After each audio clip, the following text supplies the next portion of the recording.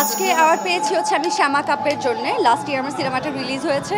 আর নিজের কাজের জন্য, নিজের অ্যাক্টিংয়ের জন্য যদি অ্যাওয়ার্ড পাই এটা খুবই ভালো লাগে। আজকে আমার খুবই ভালো লাগছে। আপনারা সবাই জানবেন যে আমার সিনেমাটা আসলে বেশ কিছু ভুল ডিসিশনের জন্য সবার দেখার সুযোগটা করে দিতে পারিনি আমরা, এবং হচ্ছে এটার জন্য অনেক আশা ছিল, এতদিন পরে সিনেমা করেছি সবাই দেখবে, কিন্তু সিনেমাটা এত ভালোভাবে চলেনি।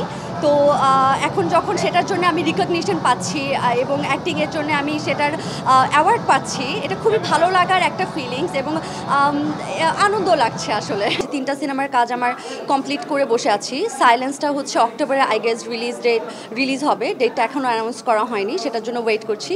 এবং এছাড়া করলাম হচ্ছে মানিক ভাইয়ের সাথে, মোস্তাফিজুর রহমান মানিকের সঙ্গে একটা সিনেমা, এবং হচ্ছে গিয়ে আরেকটা করেছি আমার তানভীরের সঙ্গে। সেগুলোর জন্য আমি ওয়েট করছি, SM কায়ুম ডিরেক্টর ছিল, সেগুলোর জন্য আমি ওয়েট করছি আসলে। শুধু তো হচ্ছে বাণিজ্যিক সিনেমা কিংবা আমি হচ্ছে আর্ট ফিল্ম করবো কিংবা কমার্শিয়াল ফিল্ম করবো এভাবে ভাবি না। আমি হচ্ছে কোনটা আমার সাথে অ্যালাইন্ড হচ্ছে, গল্প ঠিক আছে কিনা, আমার ক্যারেক্টারের কতটুকু প্রায়োরিটি, এই সব কিছু আমি একটু বিবেচনা করি।